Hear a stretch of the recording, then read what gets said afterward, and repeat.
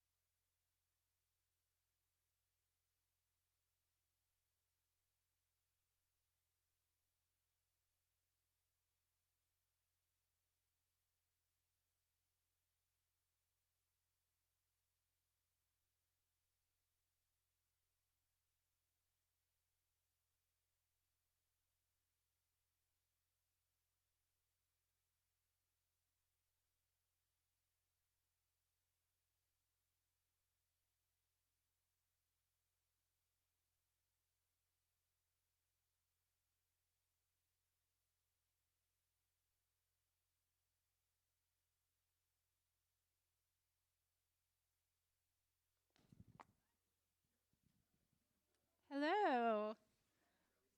Welcome. How are you today?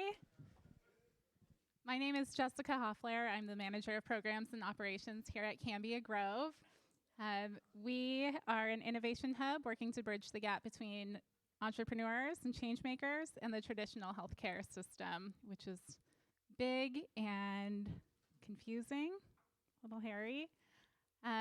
We started these lunch and learns in partnership with Echo Health Ventures about a year and a half ago, maybe, in order to take startups step by step from beginning early age and teach some tricks that are important to investors from an investor perspective so that they learn along the way what investors are looking for, all the way up to sales or acquisition. So today we're talking about how to price your product or service. Super confusing, and we'll get into that. But first, I'd like to welcome Kurt Shaline and Jonathan Rickert from Echo Health Ventures. So, what's interesting is Kurt is often here almost every month, but I've never asked him to really introduce himself. So, why don't you tell us a little bit about yourself and about pricing? Yeah, great to be here. For those that have seen me before, good to see you again. For those that haven't, so I'm a principal on the investment team at Echo. So Echo Health Ventures is a strategic collaboration between Blue Cross North Carolina on the East Coast and then Cambia Regents on the West Coast, looking to help accelerate commercializing innovation into the healthcare system, which we all know is a difficult task. So Echo was formed with the thesis that if you're able to get a strategically focused investor at the table that then had the ability through people like Jonathan and others on our market development team to help navigate the trials and tribulations of selling into healthcare and successfully deploying innovative solutions into healthcare. That was a combination that was unique and value additive beyond kind of your traditional financial investor structure. So that's Echo. My background, I'm not from Seattle. I'm a Southern California transplant. Been in Seattle for about 3 years after going to grad school down in the Bay Area. And then before that, working in kind of the finance and economic side of healthcare, really going back to my undergrad years. But really excited to be here and talk a little bit about pricing. Son. Hello, I'm Jonathan Rickert. It's great to be here. This is my first Lunch and Learn, and thank you for the invitation. Great to see so many entrepreneurs and entrepreneurial teams. My background, as Kurt mentioned, I'm on the market development team. I'm a senior advisor to Echo. Prior to joining Echo about 10 months ago, I was a co-founder and CEO of a local health insurance e-commerce company called Array Health. We were effectively trying to change the paradigm for how people purchase health insurance, moving away from a one-size-fits-all group insurance model to enabling more choice in an employer setting. Took that business from me and two other co-founders in a Belltown studio apartment all the way up through raising venture money, scaling the business, and then we eventually sold it in 2016. So I think I'm being brought into this discussion today a little bit because I've done a lot of pricing. I've done pricing for employers. I've done pricing working through brokers. I've priced, actually in 2010, we took the business away from selling directly to employers and we moved it into a new model where we became an enterprise software company. So then we had to re-architect our entire pricing and go to a health plan. We sold into the blues and sort of rethink how we packaged our solution and how we priced it. And I was the one leading that effort. So made a lot of mistakes along the way, some battle scars to show it, but got some wisdom from those experiences. So looking forward to having a good discussion with you guys today. Thanks. So before we get into healthcare, industry agnostic question, what makes pricing so critical? Yeah, so I think that pricing is probably the most underrated tool for an entrepreneur. I meet with entrepreneurial teams all the time. People don't spend enough time really obsessing about pricing. I'd say in addition to how you capitalize the company and your fellow co-founders, if you have co-founders, I'd say pricing is probably the most important decision you'll make. I'm a big believer in sort of the Mark Andreessen approach. He's got this great quote about, like, if he could have a billboard anywhere in the world for entrepreneurs to see, he would say, raise prices. Because I think a lot of entrepreneurs really obsess about the product. They spend all this energy and time building a great product, and then pricing is this sort of afterthought. And we'll talk in a moment here about how it's different in healthcare, but I mean, I think that the obvious reason why pricing is so important is it's your point of view to the marketplace of the value you're creating. So if you are going in and saying that you're a high value product, you're creating a lot of value, and your pricing doesn't align with that, that's going to really confuse your buyer. Also, when you think about generating profit margins or operating profits for your company, like how you price is the easiest way and the most highest leveraged way to effectively change your operating profits. Because think about a P&L, income is at the top, income is a function of price. You make a change there, it's sort of kind of cascades down through the P&L versus tweaking your variable costs or your head count. I mean, you just can't get the same kind of bang for your buck as you can by changing your price. So those would be a couple things. And actually, you hit on something that I think a lot of people don't realize is that pricing is also interrelated with a lot of the other ways you operate your business, right? Think about raising money. All of these things need to kind of be aligned, right, for the ultimate equation to work.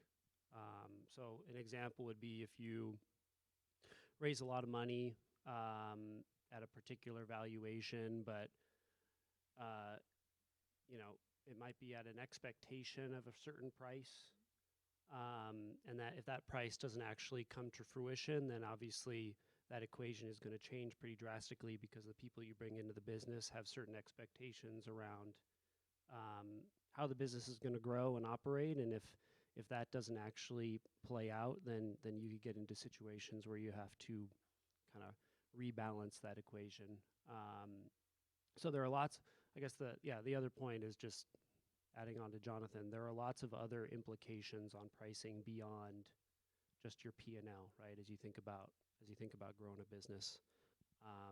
Also, how you organize your business, right, and how you incentivize people to go out and sell at a particular price is also dependent on actually what that pricing level is.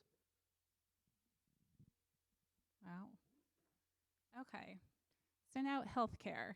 And a little behind the scenes background is that we wanted to talk about pricing last year, but we couldn't figure out anyone who is an expert in healthcare pricing because there's so many different pricing models, reasons to price differently, strategies, that we decided this year to have it in a different format as more of a conversation. So what makes pricing in healthcare so unique?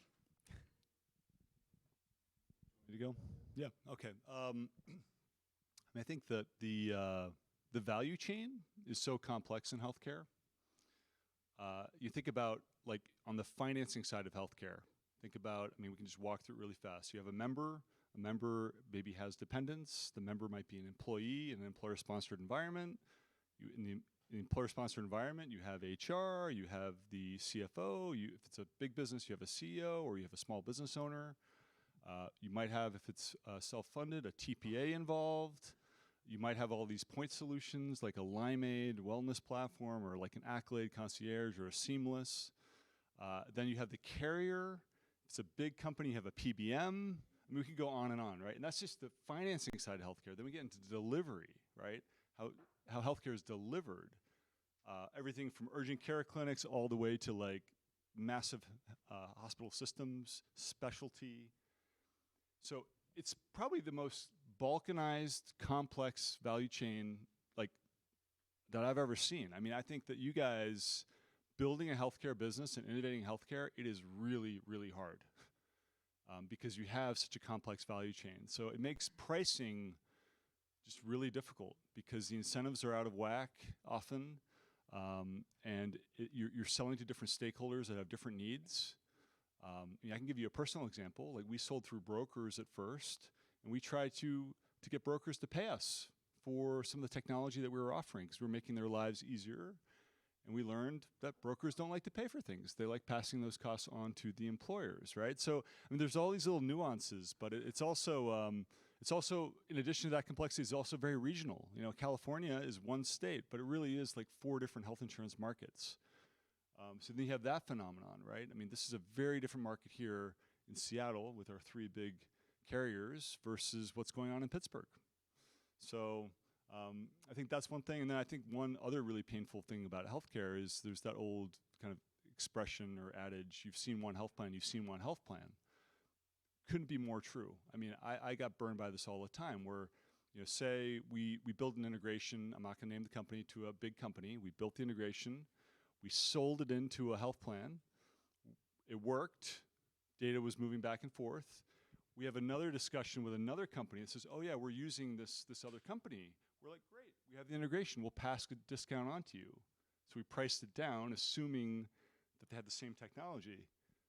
Totally different. Same company, massively different, and we got burned. You know, we had to spend all this dev resources to build the pipes again and to redo it. So, so those are just a couple of the things that make pricing super hard.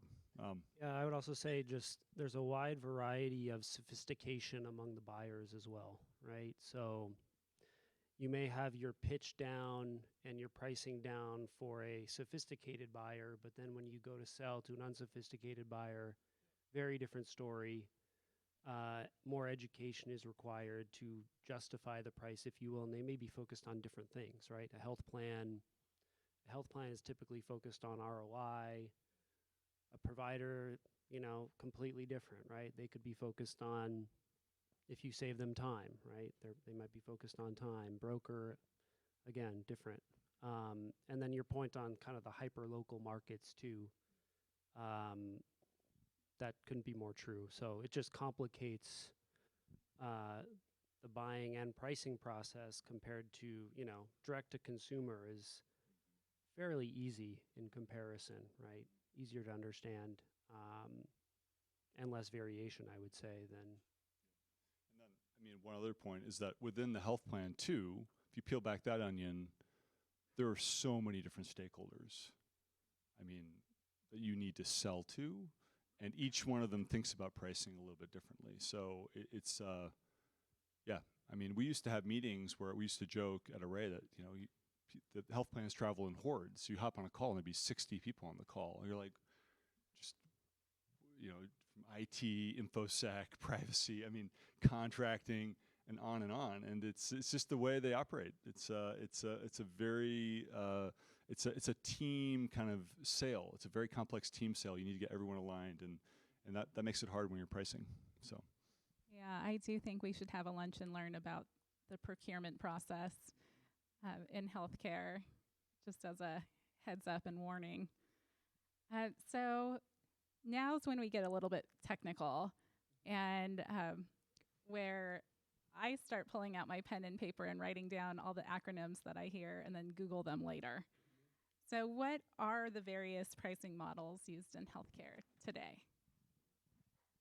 Well, can we poll the audience really fast just to understand? It would be great to know kind of what markets people are focused on. If you're primarily selling to health plans, providers, or health systems, brokers, employers, direct to consumer even. So maybe just start with health plans. No health plans. One. I saw one. One health plan. Health systems. Providers. Some providers. Employers. Some employers. Okay. Any other? MedTech, Tech, direct to consumer. consumer. Okay. That's helpful. That's helpful for me to just know where to spend more time. I would say I'll hit health plans really fast just because there are no health plans, but it's still interesting.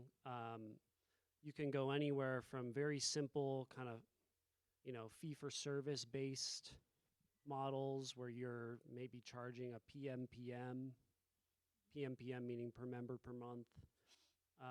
But then you can also have different flavors of taking on risk.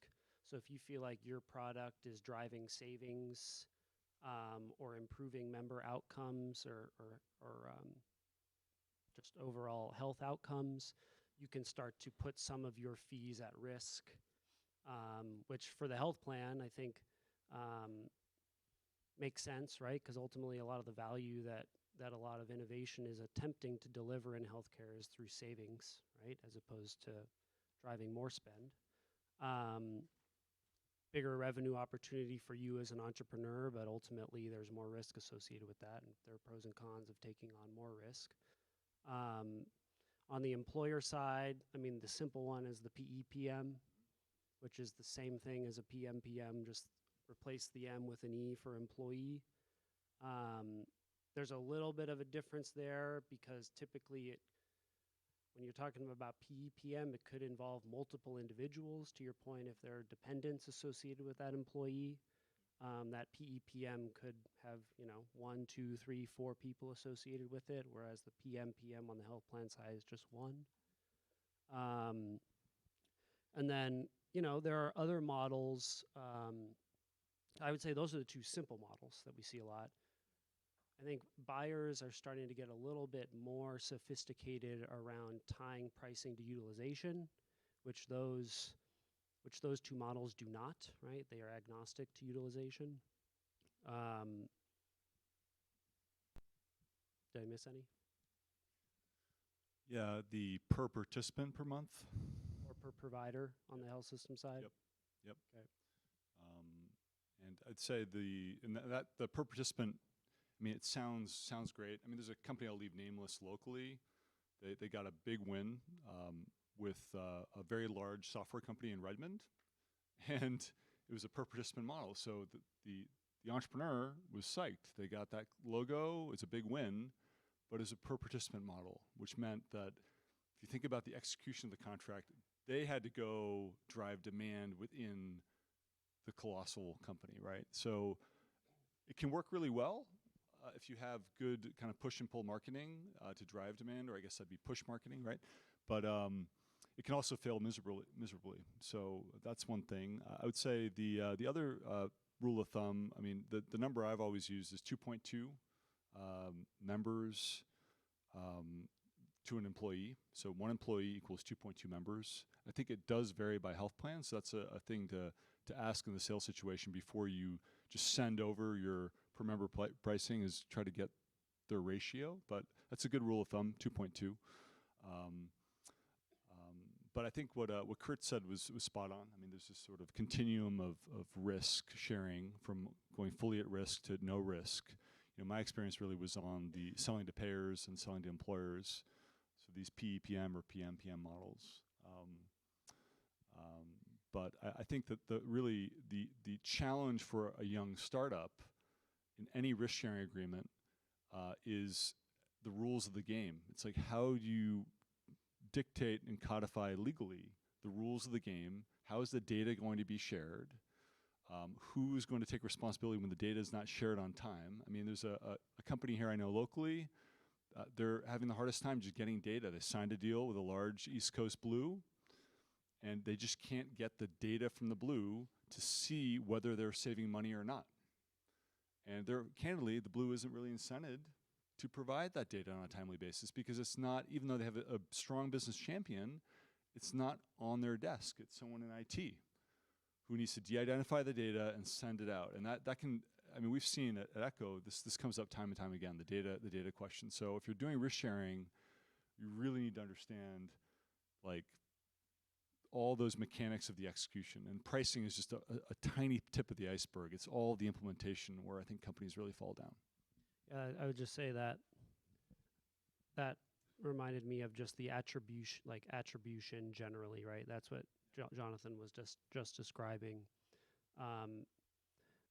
And that's where things, I think, get complicated, and some of the downsides potentially of trying to take risk. While there are upsides, there are administrative downsides, right?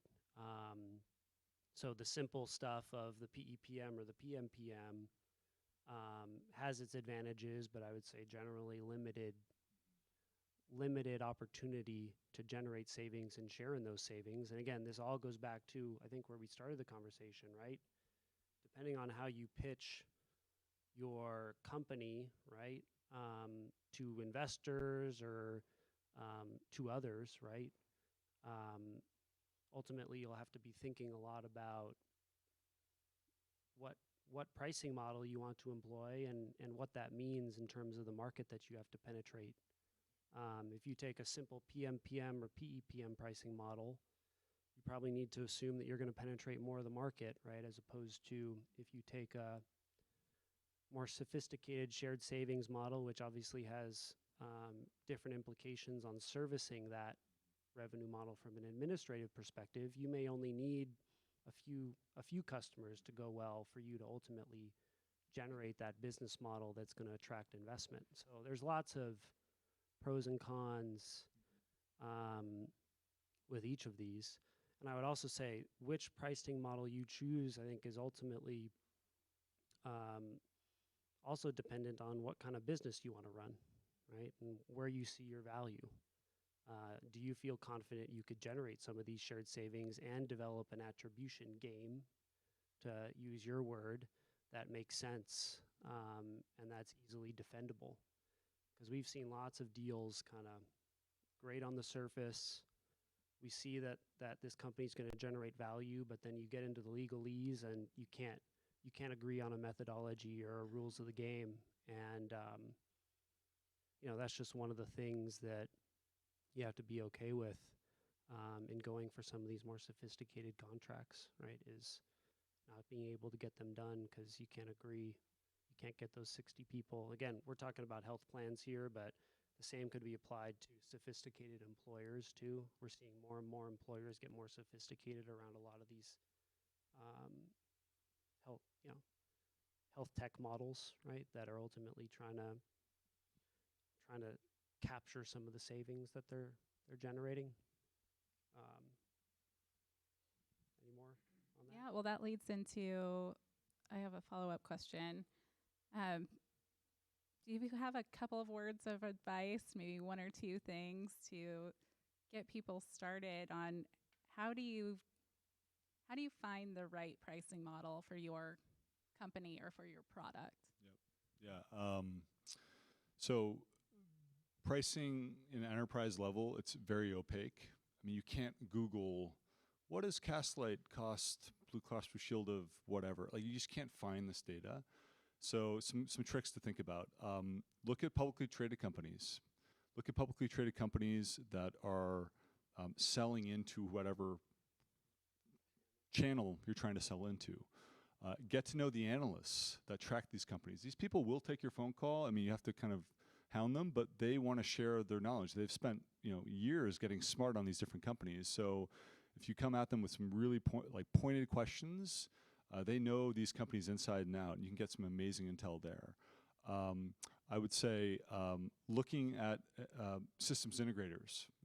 Think about like the Accentures, the big like Deloitte's. These companies work with the whole ecosystem of different companies, and while they won't disclose pricing, they can give you some general norms about how like health systems or hospitals, how they think about types of technology. So that's a good source. I would say that we talked about this a little bit earlier before we started. When you do an RFP, like, just make sure you do a postmortem with whoever you sent the RFP to. And we used to spend months writing out these RFPs, and you'd hear nothing. And just chasing the prospect and just saying, look, we're not trying to, we know we didn't win, but like, we just need feedback. Oftentimes, with enough persistence, they'll give that feedback to you. And that could be just another amazing way. Because I think one of the big challenges in healthcare is, if you look at the health system, or the health plan market, there's only 300 health plans out there. In a given year, you won't get that many up at bats, and you'll spend months trying to cultivate that one time that you'll be in the batter's box ready to swing the bat, and then you miss. And then you don't know why. And so you got to get that data to get better. So, I mean, those are some of the tricks that I learned, and I mean, there's some other ideas, but I would say, really focusing in on some unconventional ways to get data like that are useful. I think the ultimate foundation you're trying to build, right, I think is this concept of anchoring and pricing, right? So your buyer is ultimately seeing multiple different solutions, and they're going to say, oh, well, Livongo pitched us last week and their pricing was X. Jonathan comes in at Array and his pricing is Y.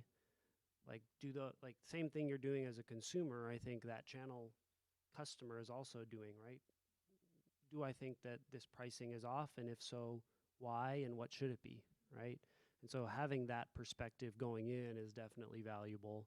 Your point on public companies, I mean, Teladoc and those telehealth companies all publish their pricing, right? If you just get into the data or look at their investor reports. But again, it is difficult, especially for these private deals, to figure out what the pricing models are and how they shift over time. But it is an important endeavor, right, to figure out that anchoring question of where you are compared to your direct, not only your direct competitors, but also the other solutions they're considering. Because I think ultimately all of these things need to line up. They all need to line up for them to actually end up buying. Interesting. Are there any trends? I actually, before I skip to that, I'm hoping that you can comment. This is an off-the-cuff question. I feel like there are a lot more products that are coming out that I would have traditionally thought would be sold to a provider. You brought up Livongo. I would have thought a diabetes platform would have been sold to a provider, but payers are interested. So, how do you really learn who your customer is and then devise your pricing? Or what comes first, the pricing or the customer or the pricing? Yeah, I mean, from my own experience, it's we spend a lot of time having the intellectual exercise about, gosh, do we go after the broker? Do we go after the employer? Do we sell to the payer? And in the end, there's sort of this combination of the art and science to pricing and selling. You really, in the end, it's all about like action and getting in front of as many people as you can, and a little bit of luck and taking advantage of opportunities. So for us, we found an executive at a Blues plan who just instantly, it was just honestly a little bit of luck, instantly just had high conviction in what we were doing. And then that validated the payer category for us. If we hadn't had that validation early on, we might have headed down a different path. So, I think you need to be talking to everyone. I mean, another good resource too are all these analysts out there that track, like the Gartners and Forresters. And while I have some challenges with their business models and how they charge a ton for entrepreneurs, that's a whole other conversation. They do know, the good ones know a lot. So that's another area you can sort of mine for insights. But I think being open-minded and having a sense of curiosity and a willingness to kind of explore multiple avenues and just having lots of conversations. I mean, that's what worked for us before we really honed in on our go-to-market and then really doubled down. So Yeah, I would just add, it depends on what you're building and selling, right? And then I guess within that, it also depends on kind of who the payers and providers are. Again, this is why it's so complicated, right? Because ultimately, if you're trying to capture savings, then you're going to go to whoever's holding the risk, which isn't necessarily a payer in all cases, right? It could be a provider. So just, again, having a understanding and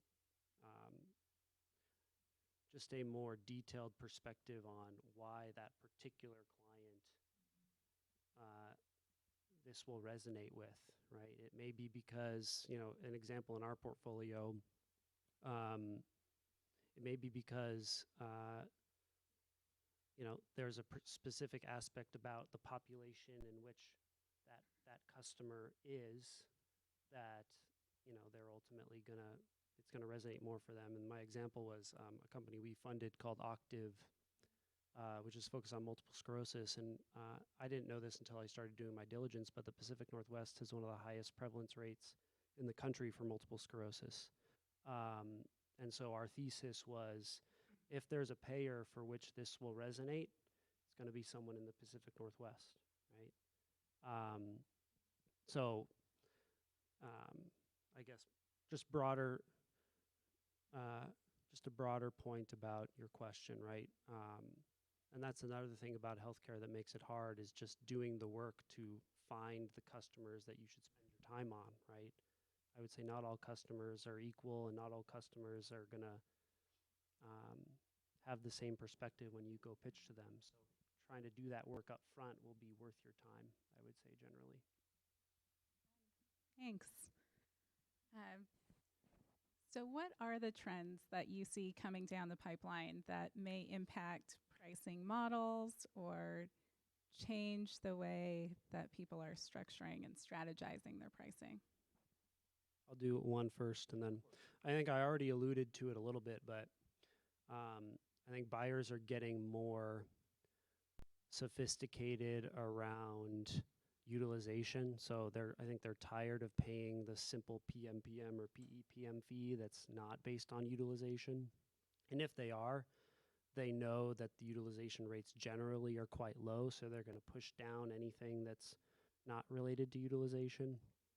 So we're seeing a lot of that. I would also say we're seeing an increase in companies trying to put some of their fees at risk.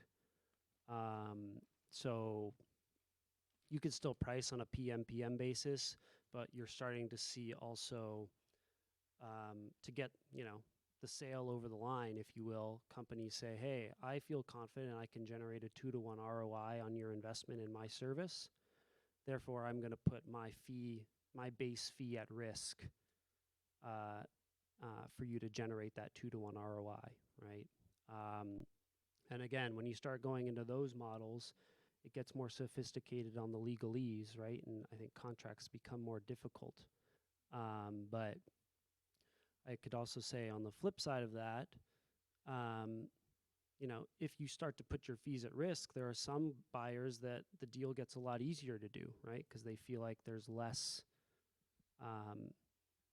they're on the hook for less, right? If this doesn't work out. Anything you'd add or? I would say that it depends really on the innovation you're selling. I mean, there's some categories now, like take enrollment technology. Enrollment technologies now, I mean, some buyers are in their third or fourth cycle of buying. So speaking from a health plan perspective, they're really savvy. Like they've been through it. They know what the utilization looks like. They maybe have paid for integration before. They have a very good sense of the take-up rates and kind of where the problems are. So I think, thinking about your technology and where it is on the maturity scale and just kind of mapping back that you might be sitting across the table from somebody who really understands what they're buying. I think in general, health plans are getting they're being forced to do a lot more with less dollars. I mean, margins are compressing. There's less resources to go around. I mean, the days of tapping into a $3 million strategic initiatives budget and then just building something greenfield, I mean, those days are long gone. I mean, we haven't seen that in like 15 years. So you have a very sophisticated set of buyers.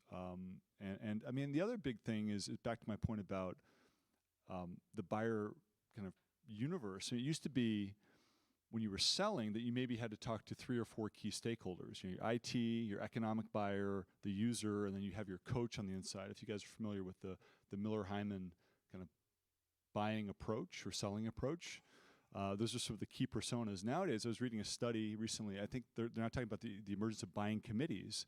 Like the number is more than doubled. You have to talk to like 8 or 9 key stakeholders before you can get the deal across. So they're becoming much more sophisticated. And that's true, too, of large employers. I mean, large employers are banding their intelligence together and forming groups like the EHIR, which we're a part of. I mean, those would be some of the key trends. I mean, I'd say don't underestimate the sophistication of who's on the other side of the table when you're negotiating. Great. Are there any questions from the audience? What we didn't cover? Thanks so much. Hi, I think we've met before once at Kurt. Hi, Kurt. Nice to meet you. Thank you so much for doing this. This is a great topic. I'm with Ada. We're a startup. We're a SaaS platform for providers for health systems.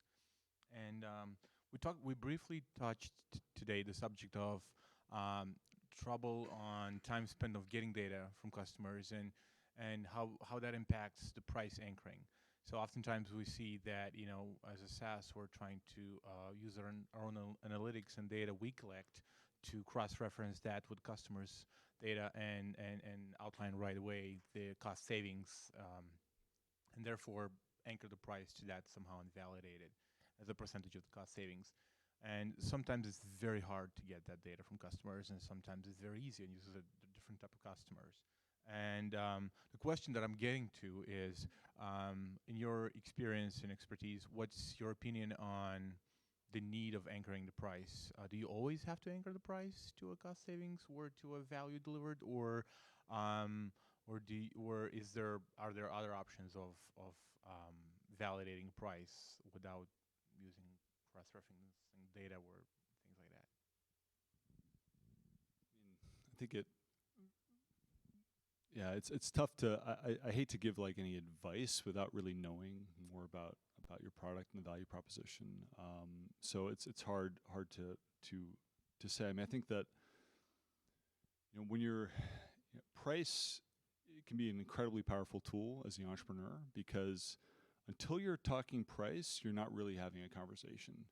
And for you, the most important asset you have right now is your time. And time is critical. So you don't want to be going through this dance around, this sort of soft dance around what the pricing can be. You want to get to kind of that hard ROI discussion and kind of anchor the price and sort of establish the value you're going to bring quickly, because I mean, I've made the mistake before of being in that liminal period for like 6 or 9 months where you're having great conversations and it's feeling good, but you haven't really gotten into the nitty-gritty pricing discussion. And there's sort of that art of when do you do that, and is it too early or too soon? And that it's really hard. It's more of a gut feel, but I feel like that discussion will really, the sooner you can have it, the better, because it will tell you whether to continue to invest time in this opportunity or to move on and put it in nurture and move on to the next opportunity. But as far as the data kind of comment specifically, I mean, this comes up time and time again. I mean, this issue of getting the data and how do you what do you do if you don't get the data on time? Like that company I mentioned, which now they're on it's many months late, right? And it's tied directly to cash flow. They're not getting paid until they get the data, right? So those are just some things that bubble up as I hear your situation. But I would need to know a lot more in depth about kind of your value proposition and yeah.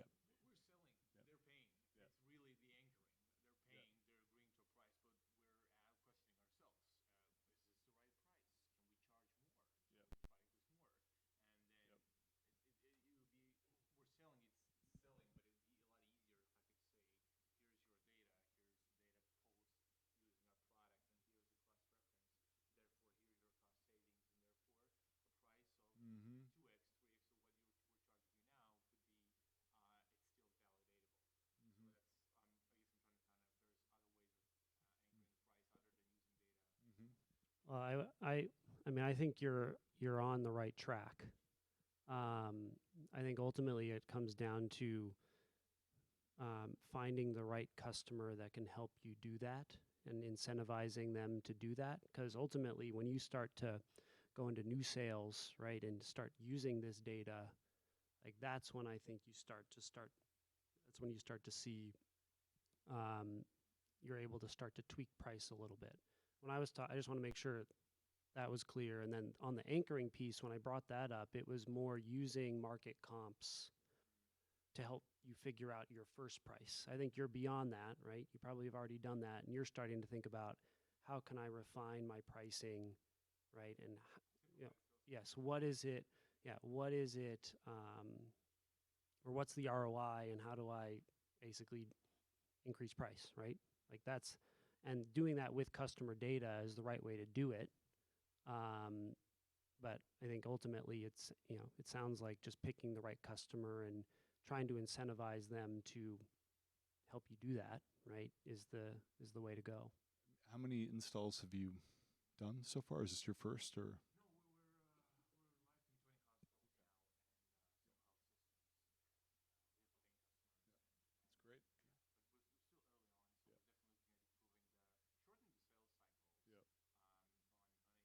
Sure. Yep. Yep. Yep. Yep.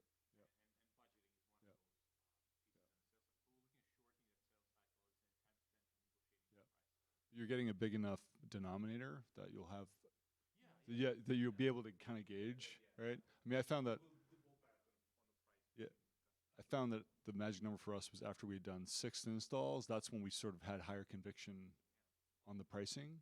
But before that, I mean, it's just like you're kind of guessing a little bit, right? You're just hoping that you don't get burned until you have the data and the sort of the utilization to kind of back it up. So,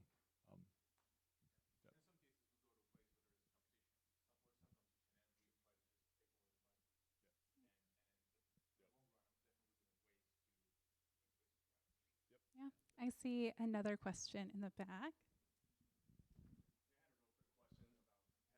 When you're looking at someone else's model and you're basically trying to scale it towards what you're doing, and you're talking to a provider and you say, this is where I am, and we are kind of in a different market or vein, and we're trying to leverage the same kind of aspects, how do you like reach back and say, well, this is what they're doing, so this is industry expectation of what pricing should be? How do you like counter that? If somebody Yeah, this is a great question, and we encountered this in the early days of Array, where there was industry benchmarks about what Ben admin, so benefits administration, what it costs per employee per month. It's a commodity. I mean, it's $6 to $8 back then. I don't know where it falls now. It's probably less, but you go in and sell an employer, it's like you had to be in that range, and that's sort of, we were taking the price from the market. So I guess the only real creative idea I could come up with was try not to be a commodity, like try to amplify your value so they can't spreadsheet you against other vendors that you know, it's like apples, apples, apples, and you're like a pineapple. You're something totally different that has a ton of value, but they can't map you to the others, and that's the only way to kind of make your price sort of stand out, and that ties back to just bringing more value to the stakeholders at the table. So it kind of goes back to the billboard of raising prices, which, you know, we started on. We have time for one more question. Wonderful. I have two. My name is Yulia. I'm from UW Medicine, and this is our telemedicine offering. So we're providers trying to sell to providers, still confused. And so question one is pilot pricing and any recommendations around that. And then the second question is about packaging. So whatever you can offer on those topics. So, okay, yeah. So yeah, pilot pricing. It's really hard. It's really hard because, in my own experience, I mean, the way I handled it was trying to find that high conviction. I told you that brief story. The client that had high conviction what we were doing, and then trying to build a relationship there where over time we kind of learned what their budget was. It's a nuanced conversation. A lot of people play the cards close to their chest, but even asking a question like, you know, just what is the size of the bread basket we're working with? Give me a range. The questions like that to get a sense of, we just want to make sure we're not like miles apart. And then really thinking through kind of what success means at the beginning. So what you don't want to have happen is you go through a pilot process of 6 or whatever, a year and 6 months to a year, and you get to the end of it and you feel like you've won. You're like, we have all these great metrics, and they're like, no, that's not success. So like ensuring that you've really aligned like what those milestones are. In general, I just despise the concept of pilots because it's, for a small company, you're going to be investing everything into the pilot. And I was sharing with Kurt the other day, I mean, we always use the word control deployment because the way I would sell it is we're selling you the full installation. That's what we're selling you, but we're doing this limited release that will have this kind of gating factor if we fail, so you can drop out and terminate with us. But it just kind of gives an aura of inevitability and sort of this idea that you are selling a bigger installation. It's not just this is one-off little pilot. And that's the approach I took. And in the end, ultimately it'll come down to sort of what the customer wants to do. But if you can try to convey that you're not just trying to sell a little pilot, you're trying to sell something bigger. I mean, those would be some of my thoughts on the pilot itself. I know just on pilots, I think your point on having success metrics like written into the actual pilot documentation, right? So it's clear that you've met the hurdles, and then also if you can get this right, what the next steps are once you have hit those hurdles, rather than getting it into this gray zone of, oh, we thought we were successful, and then they say, oh, well, we thought you weren't for these reasons, right? I know it might be difficult to do that, but just changing the way that the pilot is structured, I think, could be helpful in ultimately getting you to that next step with that customer. And then what can you clarify on the packaging, what you mean by that? Yeah, so typically, there's striations as to, minimum offering, medium offering, high value offering, and then you sell them something and then you got to move them from one to another, or you never move them. And again, guess I'm just curious about your recommendations for the provider market and what's the best approach, starting from the start. And if you factor utilization into this, then how does all that shake out and any gotchas? Yeah, I can comment. Do you have any? Yeah, we didn't touch on this at all, like tiered pricing, right? In the provider market, I mean, we've seen it all. I would say where we've seen people start to shift is kind of a menu, if you will. And what I mean by that is going back to our comment about how all kind of customers are different, even within a particular channel.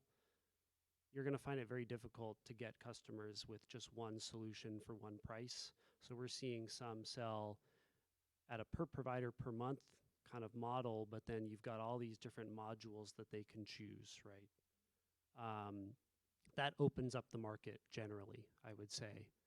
I think it creates difficulty in how you build and scale the organization if you've got all these different modules and you've got customers using different modules, but that's a pro and con associated with trying to scale into the provider market, is just how many different flavors of providers and needs there are. I don't know if you have a kind of a contrary perspective. I was at the Cerner conference, right, and was talking to an executive that runs a very large health system, and he was opining on the need for simplicity.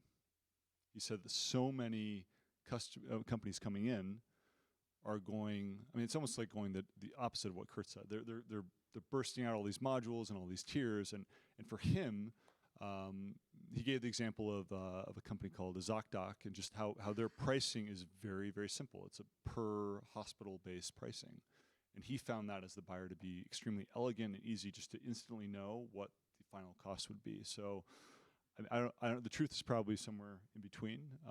But no, I think that just is an example of the different flavors, right? You've got some that say this is way too complicated. You've got others saying I don't want just one price. So maybe the answer is both. But I was just giving my example. We have a company in our portfolio that does a module per provider per month pricing with different add-ons, and I think they found that to be fairly successful for the ambulatory market, right? So outside of big brick and mortar health systems. But just part of the healthcare game, I would say, is the different flavors of buyer. Thank you. So try to summarize what we talked about. I heard that pricing should be built into your business plan overall, because you need it when you're growing your business, whether it's seed funding or next rounds of funding or going to your customers. And that your pricing also needs to be aligned to your value prop, which makes sense. And then for your initial pricing, you should talk to as many people as possible just to gain that feedback. Great. Well, thank you so much for coming, Jonathan and Kurt. Please join me in thanking them. And thank you all for coming, joining us for lunch. We have our trails competition coming up on Wednesday. Hope you all can join us then too.